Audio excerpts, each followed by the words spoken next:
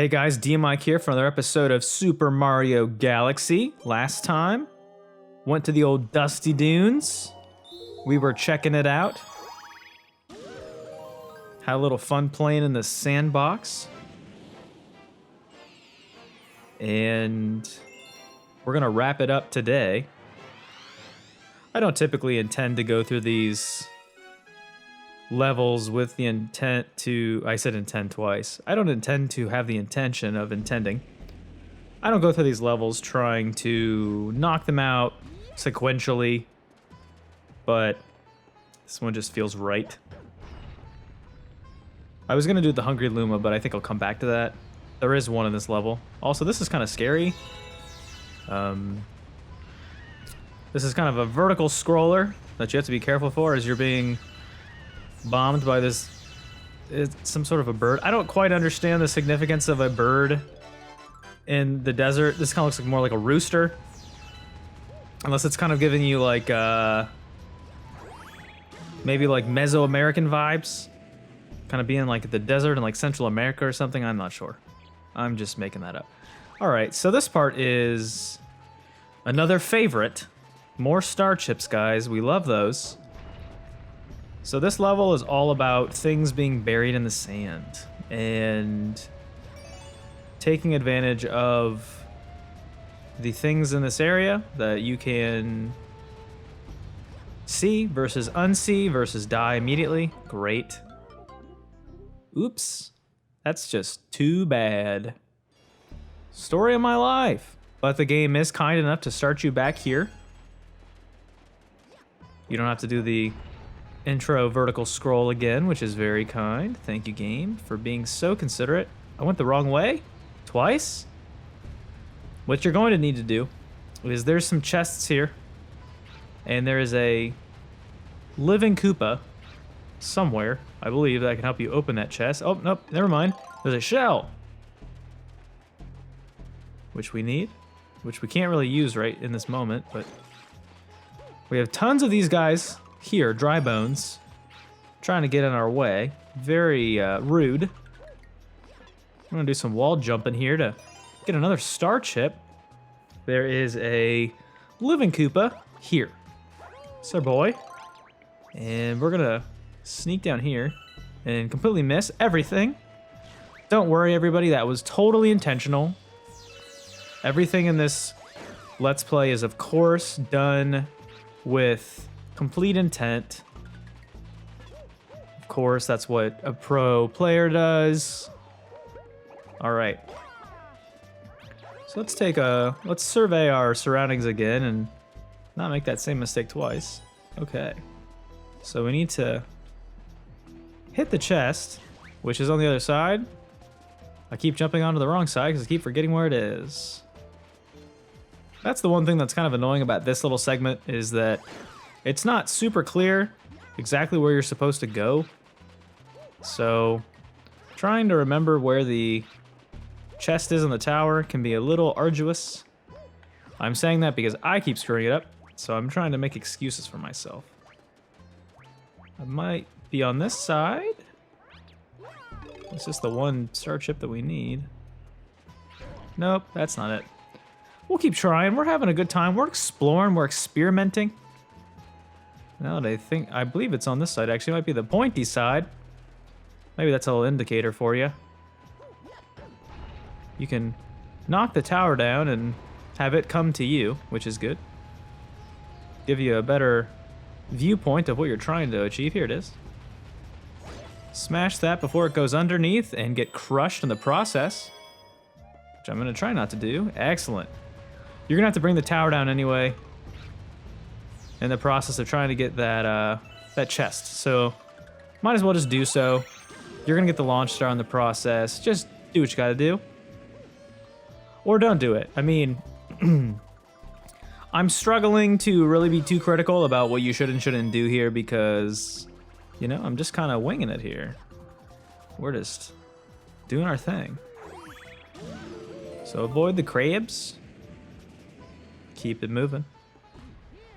We've got some flowing sand here, along with a more normal colored pokey. The one last time that was giving us fits was kind of a more red color. I don't believe we can actually damage this boy in our current state because he's got spikes on him. So that Poke variety is not the one you want. But I think we're able to kick some of these. I'm not entirely sure what they are. The coconuts, maybe? They look kind of like giant grapes. Kick these giant grapes, these seedless grapes,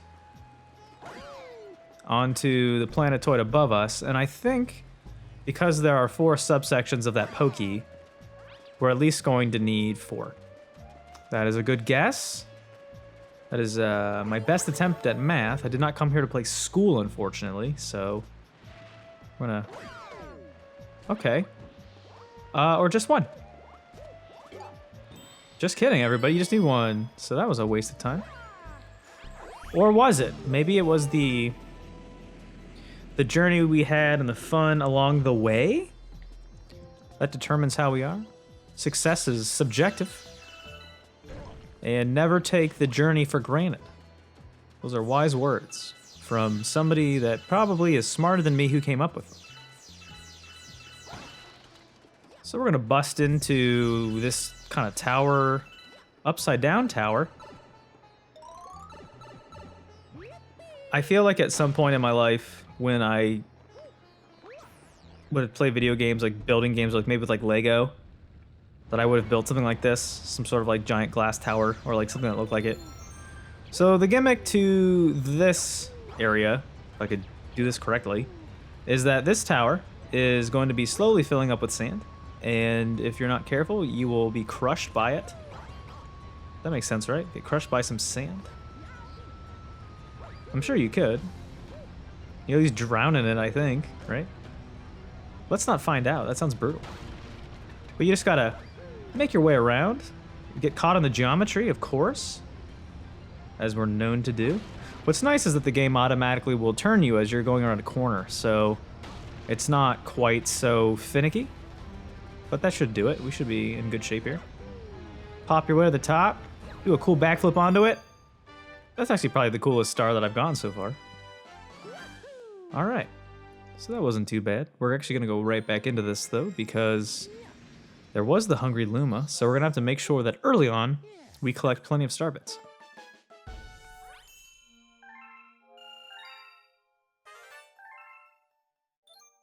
Looks like we've got a cosmic comet, or a comet, not a cosmic comet. It's actually there's a speedy comet. There is a green star in this one. That's why I want to go ahead and get this done.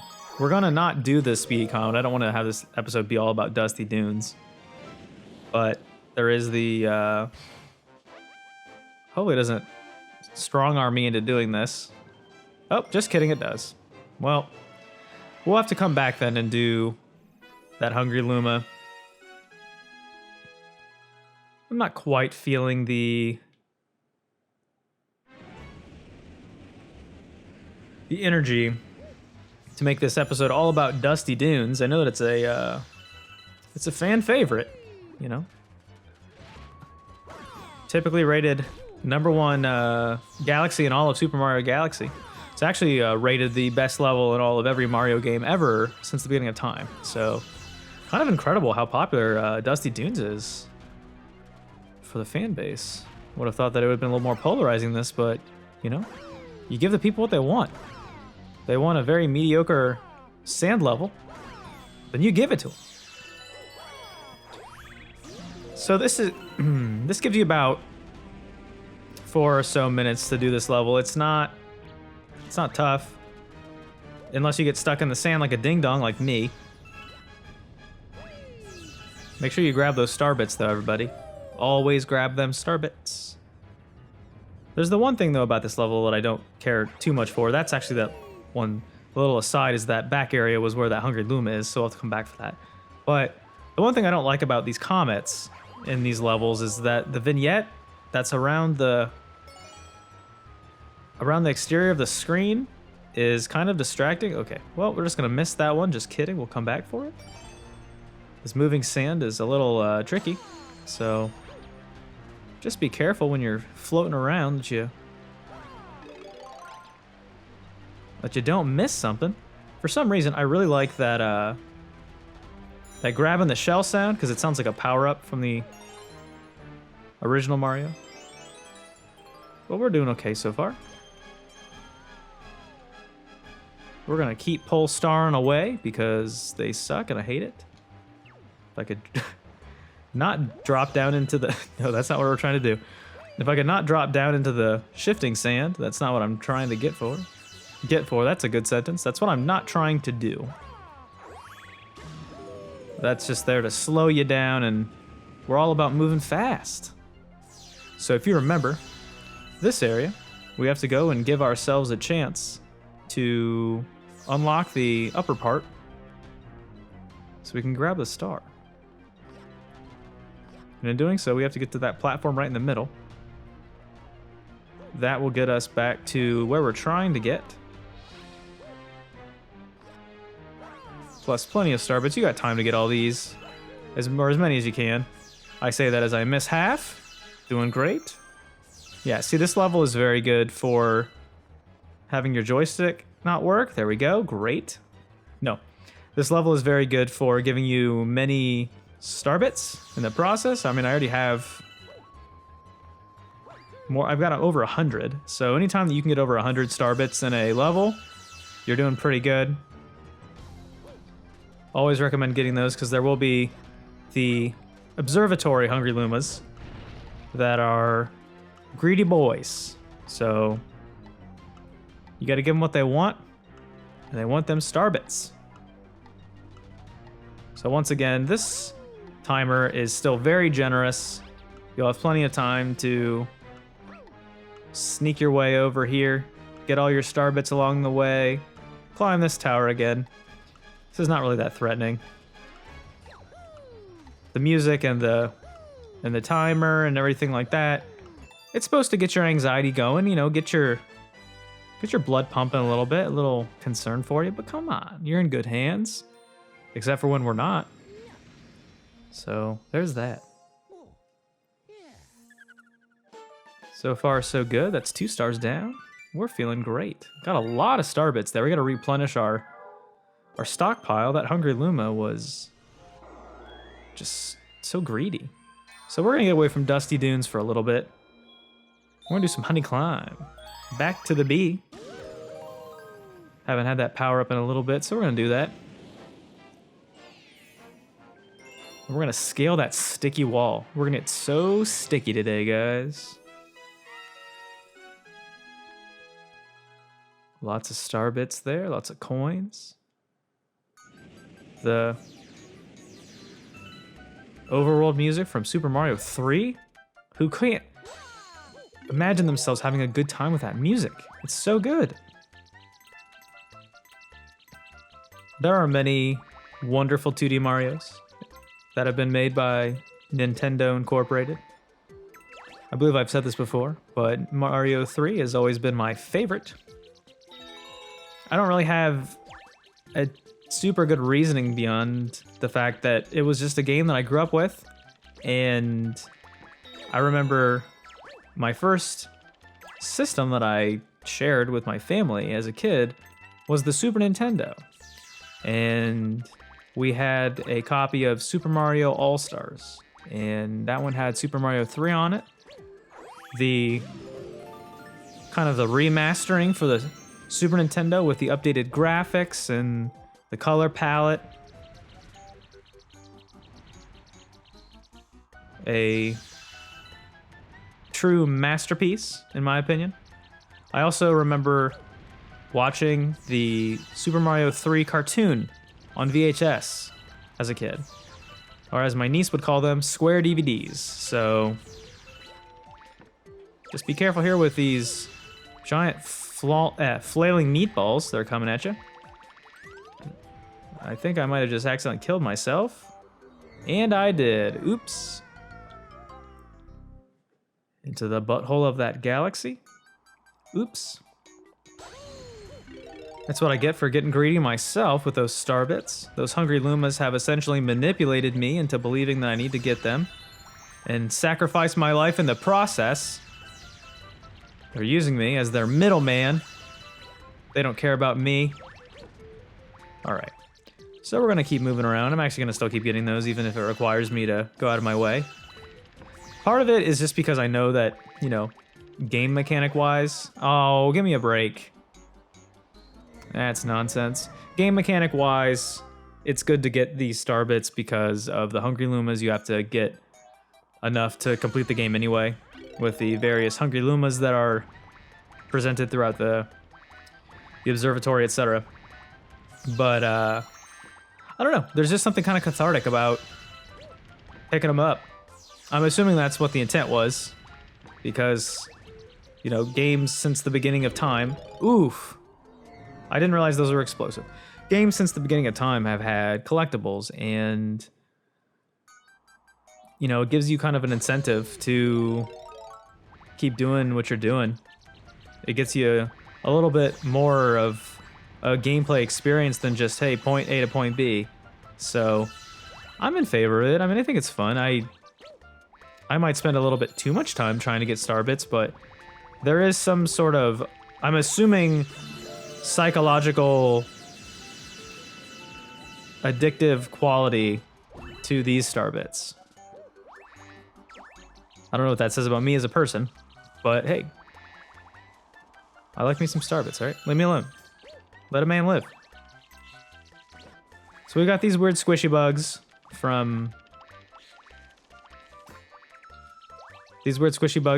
the Honey Hive Galaxy, who are here to try to ruin our day and get in the way of our collection of star bits because they are jerks. So we're just gonna ignore them and go along our merry way. I also really like the sound effect of Mario as he clings to these little honey hexagons, the hives, or the honeycombs, the hives. It's not a hive. But we will fly up to that star. That wasn't too bad once we figured out how to not be a dum-dum. So good for us, we did it. Not too bad. It's 3 stars so far in this episode. We're doing good, we're about halfway done. And that's a one and done galaxy, as they almost always are. And it's been a little bit since we've gone and done a boss, so I want to do this level, although this is one of the harder ones, because I want to open up a new dome, get some fresh blood in there. We'll do the Darkness on the Horizon level. That sounds like a cool name for like a death metal band, or maybe like a screamo band.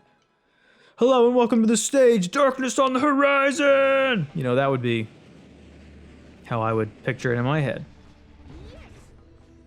for my future in the genre, you know?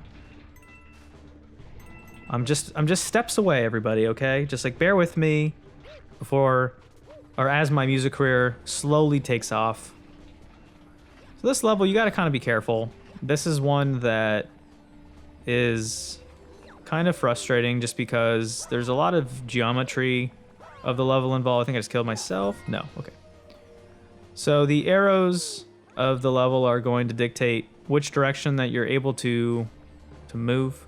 This is obviously going to be forcing us downward. The gravity is just normal at this point, but it's very intense gravity. So we're going to need to try to grab our way up to one of these platforms if we can. If we can. That might be wishful thinking here. I would love to be able to do that.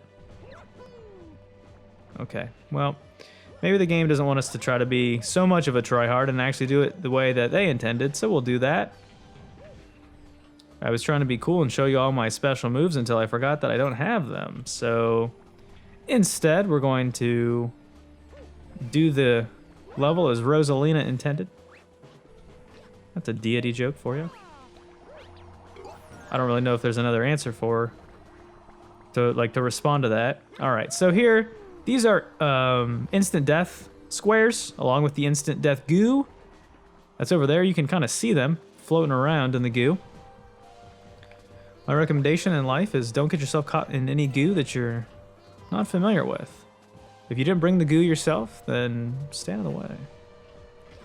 So we're gonna try to avoid it. That was really close, actually. I almost jumped in it myself, which would have been really embarrassing, having just given everybody that warning. So ideally, whoa, okay. Would love to be able to finish this in the first try, because this level is very long and pretty unforgiving. So ideally, that's what we're going for here. You just got to be really careful. For these types of missions, you just got to really take your time. Try not to rush if you can. It's really tempting to try to, you know, be sneaky and take big jumps and stuff like that, but the reality is this level, you know, it's a boss level on purpose. It's got the Mario 64 music going on, you know. No! Oh boy. Oh, I was so close. I was trying to go on the other side of that. Those plus signs, when they push you around, those are the ones that you're going to want to try to get around. Thankfully, the game is kind enough to get you a checkpoint. This level is very long, and if it didn't do that, I'd be pretty mad. If I get up here, that'd be great. Thank you, game. Oop. Just kidding. The game is just teasing me. You think that you're gonna jump on that platform? Not today. So yeah, you gotta watch out for those kind of plus sign shaped platforms. They want you to navigate your way around them. When you're in the different gravitational fields, if you don't do that, then obviously as you shift from one side to the other, it's going to suck you into the area that you don't want to be. So for instance, in this one, you're being pulled downward and you're going to want to move to the other side of this because the gravity is going to shift from going down to the right to going down to the bottom. And at this point, if you're not in the right area here, it's going to suck you into the spot that you don't want to be and you'll die in the goo. Oh, nope. No, no, please, please, please. It shifted me again. I have a feeling that this one is going to be a bit of a trial, a gauntlet, whatever you want to say. These levels are certainly more challenging than your average Galaxy stage, except for that first Cosmic Mario of the Freeze Flame Galaxy, because I am dumb and I apparently was incapable of doing that basic race against Cosmic Mario. This level is more so just about awareness, making sure that you're paying attention, that you're keeping your mind in your P's and your Q's, you're crossing your T's and you're dotting your I's.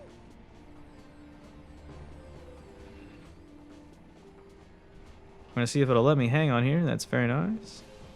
So we're gonna try to keep moving here, move quick, because the gravity's gonna be pushing us down. You're gonna want to be on this side.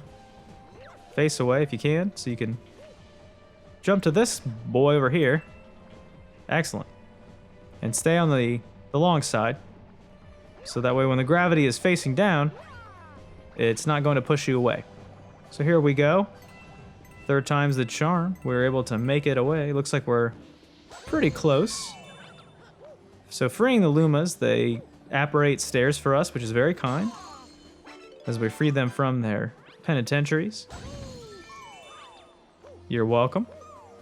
Always mind your manners, everybody. Got ourselves a bit of a boss battle here. Shocking. Wasn't sure that this was going to be a Bowser stage without Bowser. So in case you didn't get enough of it the first time, here's this again.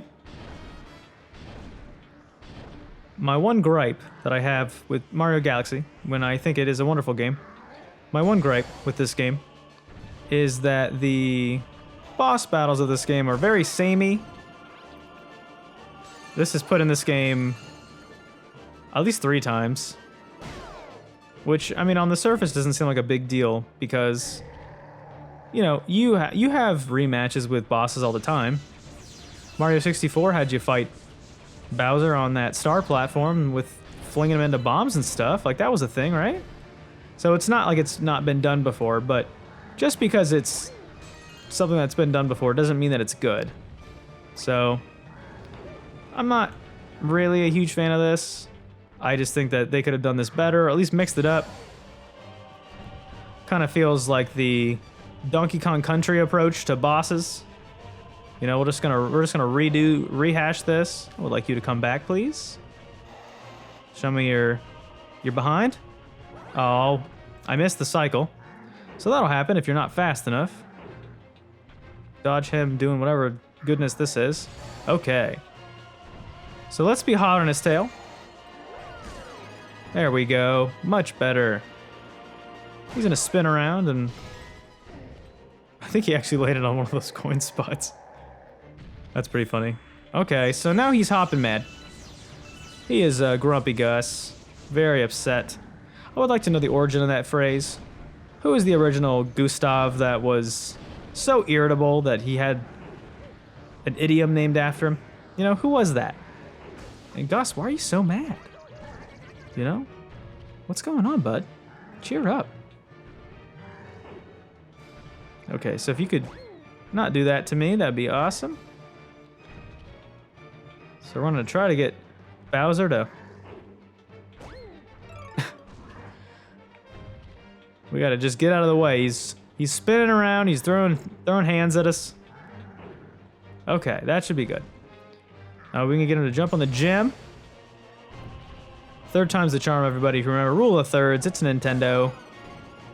And remember, this final phase, when you're batting them around, is not quite as simple as a one hit and done. You gotta do it twice. Come on. There we go. That should do it. That fight is legitimately identical to the first time that we fought. And I don't love it. It's not horrible. But man, I wish they'd mix it up. They did a really nice job in Mario Odyssey with mixing up the different Bowser fights as you go around collecting the various items of that game with the very strange wedding theme. But yeah, I don't know. This just very weird. So we're gonna backflip into the next Grand Star. Feels pretty dang good. And remember, Grand Stars do count as actual stars, so you do get credit for that. This should be a pretty solid wrap-up. I actually finished the episode on a Grand Star for once, which is smart. Sometimes I just do it randomly when I'm thinking about it. So that's another Grand Star to increase our amount of bacon. Open up a new dome. This is our first second tier dome of the game. We got 2 more Grand Stars to go. Which you would think, oh hey, like you must be coming up on the end of the game. And the answer to that is no, I'm not. We're only about a third of the way. So don't forget, still 120 stars. 45 is very much not all the way. But we have all these indicators now. The game is very excited to shower unlocked locations on us. So the game, at this point, will tell you once you hit 45, how many stars you need left. Actually, I don't know if that is what that is or if it's when you hit 5 of the big stars. I'm not sure. I forget. Whatever. Well, we are going to save. So that was very, very exciting. We just did that boss battle. We have all these new stars to go after. Let's take a look at our map really quick. We'll be heading to the engine room next time. And we'll make do and knock down the list of 15 stars to 0 before too long. That should probably take us about 3 or 4 episodes. Toad is very annoying. I'm going to go ahead and accept these 1-ups from you. Thank you. Thank you, Pink Toad. Yes. Hand them over.